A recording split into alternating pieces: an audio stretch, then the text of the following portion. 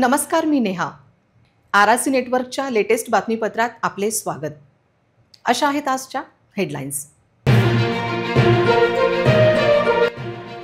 Headlines प्रायोजक RRC broadband, अकोल्यातील सर्वात स्वस्त आणि वेगवान कनेक्शन. ऐसा सोहळा न पाहिले डोळा, तृप्त झाली मनोकामना. संत गजानन महाराजांची पालखी निघाली पंढरपुरी.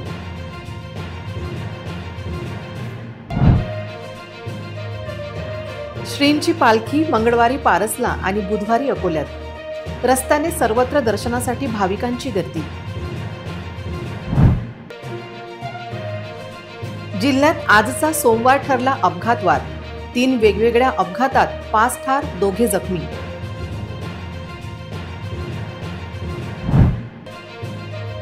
नवे पोलीस अधीक्षक करतील काय शहरातील वाहतूक सुरळीत? जिल्ह्यात अवैध प्रवासी वाहतुकीला आशीर्वाद कोणाचा? अवैध प्रवासी वाहतुकीचा सरकारच्या एसटीला चुना, तरी अवैध प्रवासी वाहनांना शहरात थांबा. आता सविस्तर बातम्या. शेगाव येथे संत गजानन महाराजांच्या पालखीचा सोहळा केवळ एक मिरवणूक नसून तो भक्ती, श्रद्धा आणि परंपरेचा संगम आहे. यामध्ये सहभागी होणाऱ्या प्रत्येक भक्ताला एक वेगळ्याच आध्यात्मिक समाधानाचा अनुभव येतो. हा सोहळा डोळ्यांनी पाहणे आणि त्यात सहभागी होणे हे खऱ्या अर्थाने मनोकामना पूर्ण करणारे आणि मन तृप्त करणारे असल्याची अनुभूती आज प्रत्येकाला आली.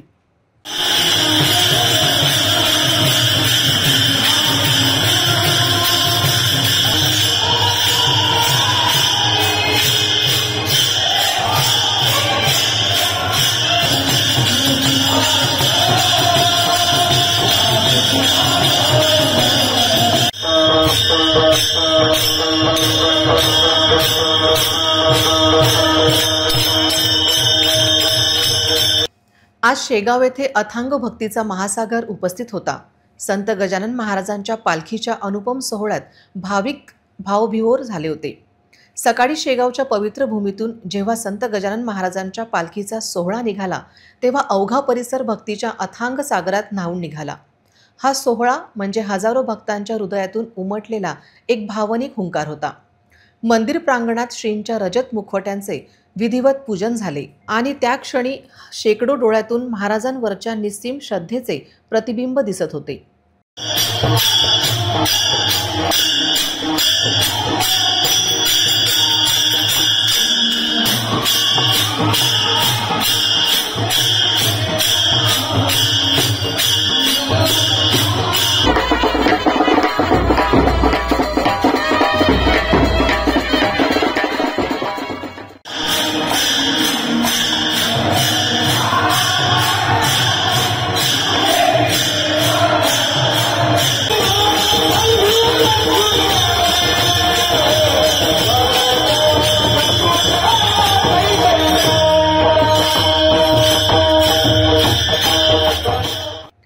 टाळ मृदुंगांचा गजर जेव्हा वातावरणात घुमला तेव्हा तो केवळ ध्वनी नव्हता, तर तो भक्तांच्या स्पंदनाचा नाद होता.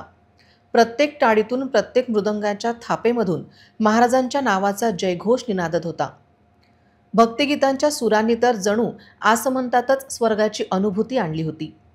मंदिर परिसरातील ते पवित्र आणि भारलेले वातावरण अनुभवताना श्रींच्या दर्शनासाठी आलेल्या प्रत्येक भाविकांचे हृदय भरून आले. काहींच्या डोळ्यातून आनंदाश्रू आले, तर काही जण महाराजांच्या अस्तित्वाची प्रचिती घेत स्तब्ध झाले. या क्षणाला आपल्या डोळ्यात आणि मनात कायमचे साठवून ठेवण्यासाठी प्रत्येकजण आतुरलेला दिसत होता. वारकऱ्यांच्या हातातील पताका आणि चेहऱ्यावरचे समाधान दिसत होते. संत गजानन महाराजांच्या चरणी अर्पण केलेला हा पालखी सोहळा केवळ एक धार्मिक विधी नाही, तर तो प्रत्येक भक्तांसाठी एक अनमोल आणि आयुष्यातील अविस्मरणीय भावनिक अनुभव ठरला आहे. या क्षणांची आठवण त्यांच्या मनात आयुष्यभर तेवत राहील. काही दिवसातच पंढरपूरची एकादशी येणार आहे आणि त्या एकादशीकरता विदर्भाचा राजा संत श्रेष्ठ गजानन महाराज यांची पालखी आज पंढरपूरकरता प्रस्थान करीत आहे. जवळजवळ 55 ते 57 दिवसाची किलोमीटरच्या प्रवासानंतर महाराजांची पालखी परत संत नगरीमध्ये सामील होणार आहे. त्याकरता महाराजांना निरोप आणि त्यांच्यासोबत सानिध्यामध्ये राहण्याकरता प्रत्येक भाविक भक्तगण येथे उपस्थित आहे. आणि आपण पाहू शकता हा 1100 किलोमीटरचा जो प्रवास आहे, हा प्रवास करून महाराजांची पालखी 2 महिन्यानंतर परत संत नगरी शेगावीला येणार आहे. त्याकरता प्रत्येक भक्त आता महाराजांच्या सोबत महाराजांच्या चरणी नतमस्तक होण्याकरता येथे आलेला आहे. हेची व्हावी माझी आस, जन्मोजन्मी तुझा दास, पंढरीचा वारकरी, वारी चुकून देहरी, सतसंग सर्व काळ, अखंड प्रेमाचा कल्लोळ, चंद्रभागे स्नान, तुका मागे हेची दान. या अमृतमय ग्रंथ वाणीप्रमाणे श्री संत गजाननाच्या पंढरीतून श्री विठ्ठलाच्या पंढरीकडे श्री संत गजानन महाराजांची पालखी 700च्या वर वारकऱ्यांसह 2 जून रोजी सकाळी 7 वाजता पंढरपूरकडे श्रींच्या मंदिरातून निघाली. श्री क्षेत्र पंढरपूर येथील आषाढी एकादशी यात्रा महोत्सवात सहभागी होण्याचे श्रींच्या पालखीचे 56वे वर्ष आहे. श्रीहरी नाम व टाळ मृदुंगाच्या गजरात जय हरी विठ्ठल, श्री हरी विठ्ठल, जय गजानन, श्री गजानन, गणगण गणात बोते मंत्रांचा नाम जप करीत संत नगरीतून श्री विठ्ठलाच्या पंढरीकडे प्रस्थान झाले.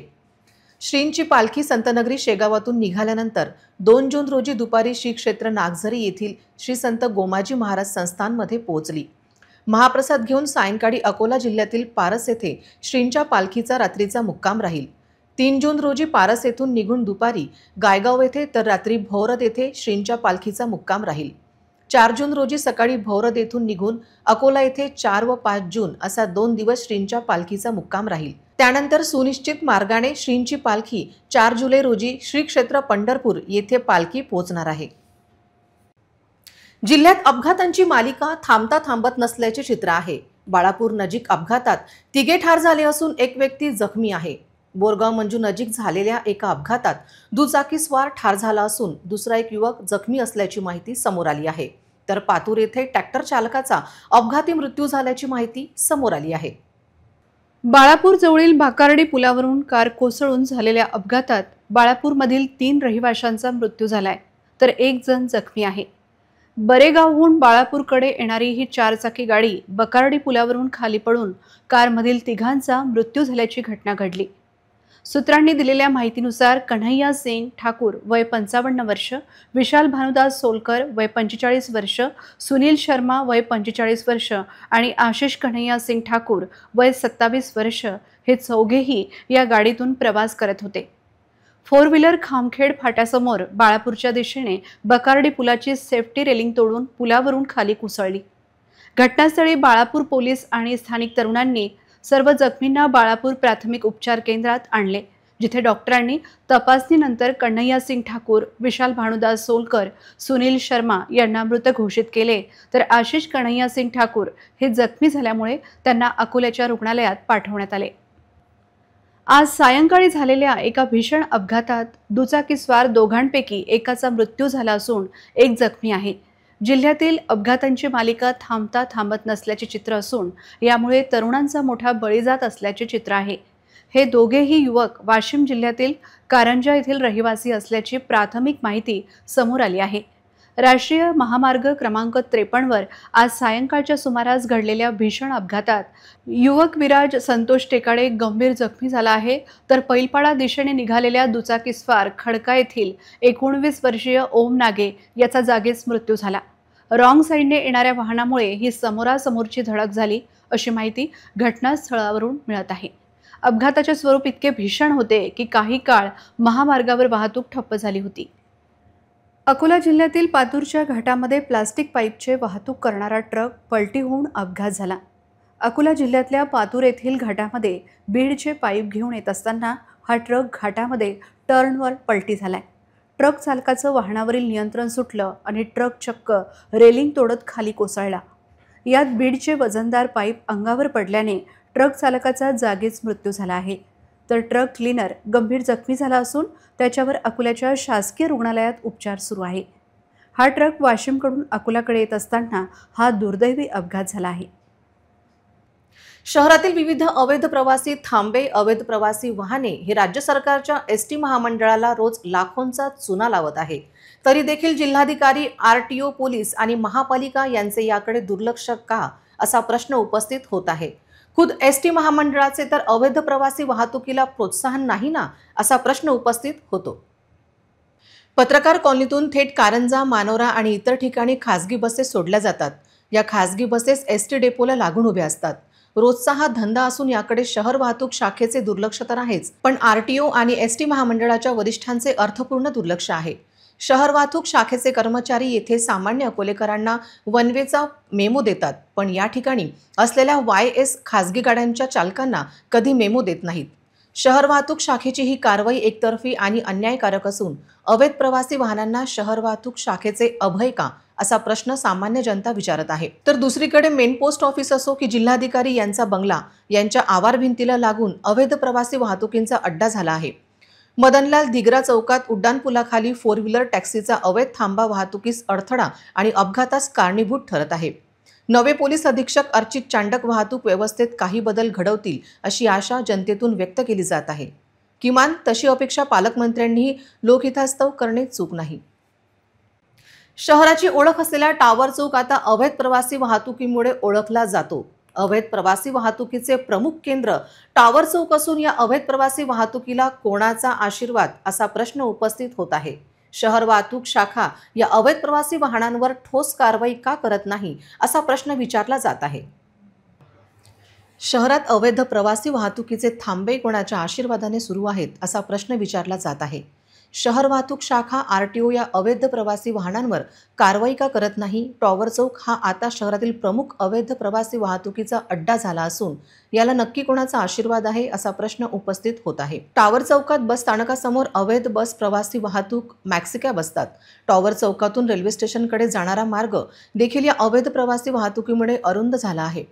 पालकमंत्री आकाश फुंडकर, पोलीस अधीक्षक अर्चित चांडक यांनी या लोकांच्या समस्या सोडविण्याकडे लक्ष देण्याची मागणी होत आहे।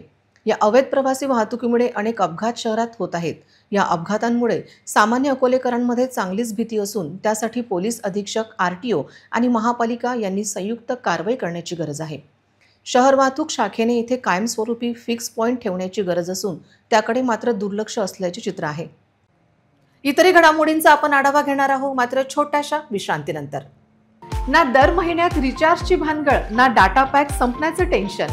आमच्या घरी आहे RRC ब्रॉडबँड कनेक्शन। तुम्ही घेतलाय काही वर्षाचा नवा प्लॅन?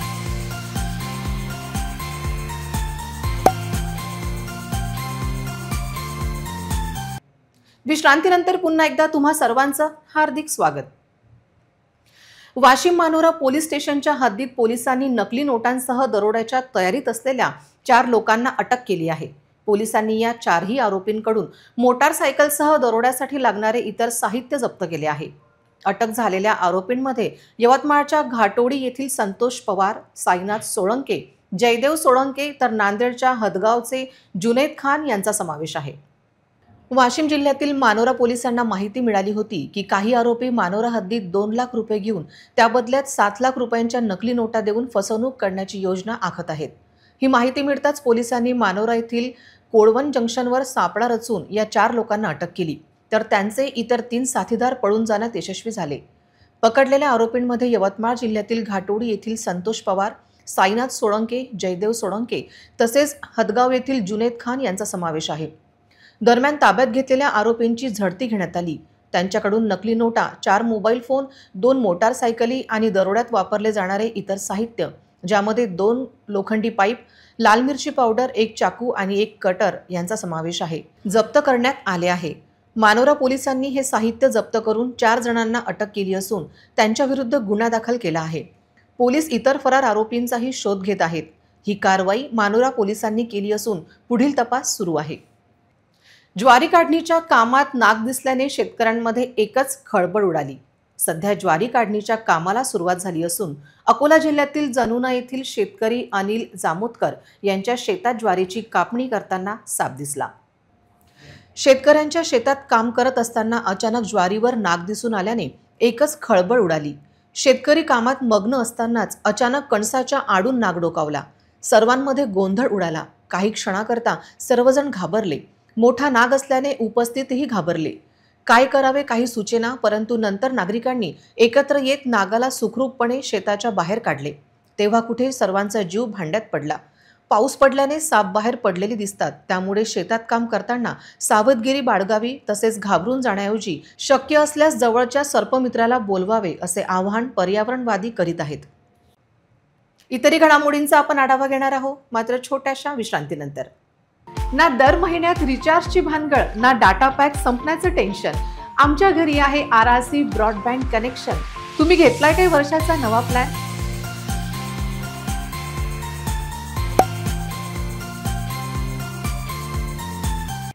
विश्रांतीनंतर पुन्हा एकदा तुम्हा सर्वांचं हार्दिक स्वागत. अकोल्यातील शेकडो कोचिंग क्लासेस विद्यार्थ्यांच्या शिक्षणाच्या नावाखाली त्यांच्या जीवाशी खेळ खेळत आहेत आणि मनपा प्रशासन केवळ बघ्याची भूमिका घेत आहे. शहरात शेकडो कोचिंग क्लासेस सुरू असले तरी फायर NOC केवळ 17 क्लासेसकडेच आहे. याचा सरळ अर्थ शेकडो हजारो विद्यार्थी दररोज मृत्यूच्या दाढेत बसून शिक्षण घेत आहेत.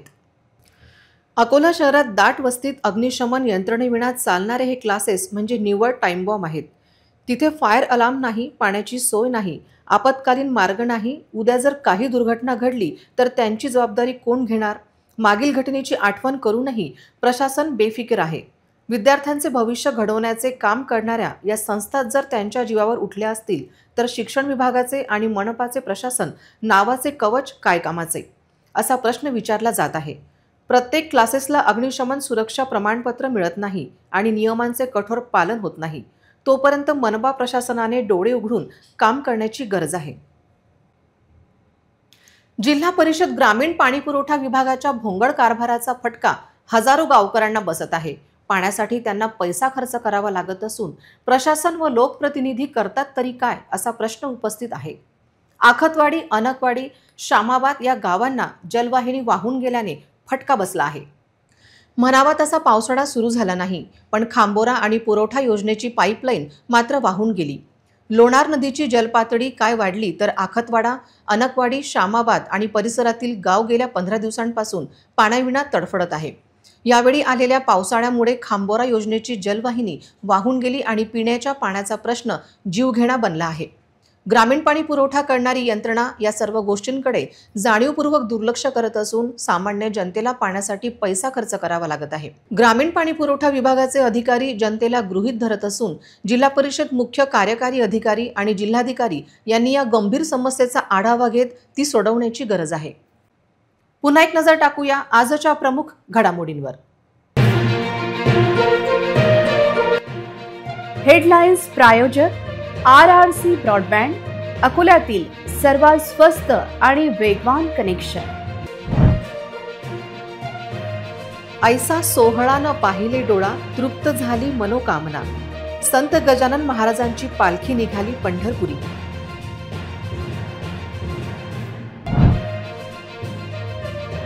श्रींची पालखी मंगळवारी पारसला आणि बुधवारी अकोल्यात. रस्त्याने सर्वत्र दर्शनासाठी भाविकांची गर्दी. जिल्ह्यात आजचा सोमवार ठरला अपघातवार. 3 वेगवेगळ्या अपघातात 5 ठार, 2 जखमी.